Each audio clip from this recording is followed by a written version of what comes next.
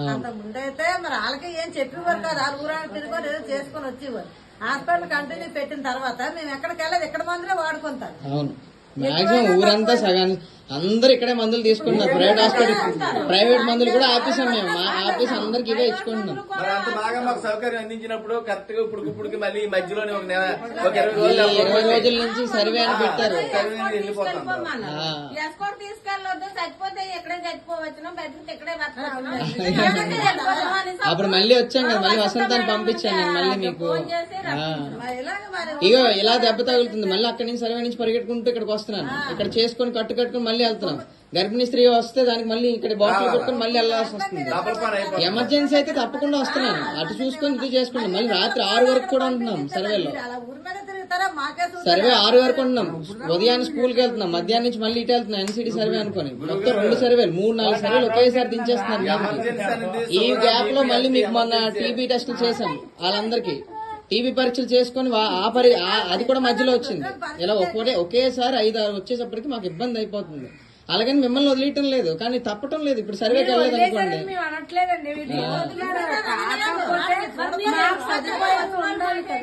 సౌకర్యాలు అందించడాన్ని వస్తున్నాం ఇక్కడికి. మేము అనట్లేదు, మాకు ఇక్కడ బట్టి సౌకర్యం అందించలేదు. మీరు గ్రామం మీదకి వెళ్ళిపోయి అక్కడ అన్ని చూసుకుంటారు. మా పరిస్థితి ఈ నెలాఖరికి సర్వే అయిపోతే అప్పుడు మళ్ళీ చేసుకోండి అంటున్నారు. టార్గెట్ ఇచ్చేసి రోజులో ఎంతమంది చేసేయండి అని చెప్పి అంటున్నారు. స్టార్టింగ్ ఏమన్నారు, 5 ఇల్లులు చేయండి రోజులో అన్నారు. అప్పుడు చాలా బాగుండేది. మనం జనాల్ని ఇక్కడ వెళ్ళి ఇంటింటికి చూసుకొని మళ్ళీ వచ్చేసి సింపుల్ గా అయిపోయింది. ఇప్పుడు ఏంటంటే ఒకే రోజు 20 ఇల్లులు 30 ఇల్లులు చేసి ఇమ్మంటున్నారు అనమాట. అదేమవుతుంది, ఇన్ని రోజులేమో మమ్మల్ని ఇక్కడ ఉండమన్నారు.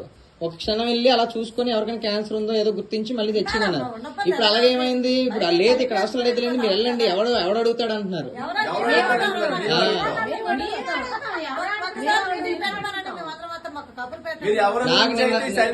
నిన్న సర్పంచ్ గారి ఫోన్ అమ్మా, ఎంపీడీసీ గారి ఫోన్, జనసేన యూత్ లీడర్ గారి ఫోన్, అట్నుంచి వీళ్ళందరూ ఫోన్ అంటే మీకోసమే, పేషెంట్ల కోసం. మీరు ఎక్కడికి వెళ్ళిపోతున్నారు, వాళ్ళకి చెప్పుకోలేకపోతున్నారు, మీకు చెప్పుకోలేకపోతున్నారు. సర్వే ఆగిపోతుంది. అది ప్రాబ్లం అవుతుంది అనమాట. బయట వెళ్ళిపోయాము, ఇప్పుడు మీరు ఉన్నారా అని మేము ఇక్కడికి అలవాటు పడిపోయాము. మళ్ళీ ఇప్పుడు మీరు సర్వే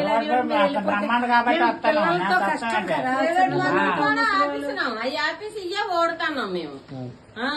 సరే ఉంటాం, వస్తాము ఈ వీక్ లో కొంచెం ఈ వారం రోజులు మళ్ళీ.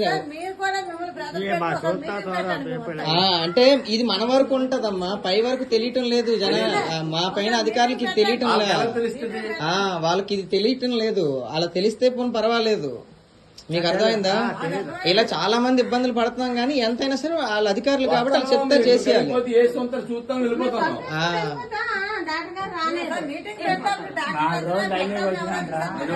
చెప్తాను, లేదు చూస్తానండి నేను. అందుకనే కంప్లీట్ గా కూడా వెళ్ళిపోవట్లేదు. ఒక క్షణం ఉండి ఒక గంట గడియ చూసుకొని మళ్ళీ వెళ్తున్నాం, మళ్ళీ వస్తున్నాం, మళ్ళీ వెళ్తున్నాం, మళ్ళీ వస్తున్నాం. అది ఇక్కడ రావడానికి చూడాలి. పుస్తకాలు ఉన్నాయి, మేము డైలీ కష్టం, మేము వచ్చి చెప్తాం. మేము అదే బుక్ నేర్చుకుని వస్తాం.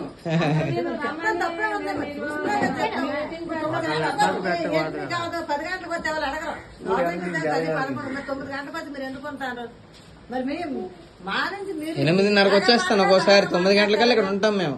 అది మా ధర్మం అంతే. మేము టైంకి వస్తాం, టైంకి వెళ్తున్నాం. కానీ టైం కంటే ఎక్కువ కూడా సర్వే చేస్తున్నాం. సాయంత్రం 6-7 వరకు కూడా ఉంటున్నాం. అది ఎవరు గుర్తించడంలా. టార్గెట్ ఇచ్చి ఎక్కువ చేయండి అనేసరికి కొంచెం ఇది అవుతుంది అనమాట. చేస్తున్నాం. అది రేపైతే ఇంకా ఈ రోజు చెప్పాను ఆశాకి, రేపు ఉదయాన్ని 6కే వచ్చేస్తానమ్మా. 6 గంటలకు వచ్చి 9 గంటలకు చూసుకొని మళ్ళీ ఓపీ చూసుకుని వెళ్దామని ఈ రోజు మీకు అదే కదా చెప్పాను. అలాగన్నమాట. ఈ వారం అయిపోతే నెక్స్ట్ నుంచి మీకు కంటిన్యూ అవుతుంది. కొంచెం మమ్మల్ని కూడా అర్థం చేసుకోండి. కానీ మేము కూడా ఉంటాంలేండి. నేను ఉంటున్నాను కదా, ఒక గంట చూడగలుగుతున్నాను, కానీ మరి ఇంకా 10 మంది చూస్తారండి. మిగతా 60 మంది మరి ఏ మిగతా 60 మంది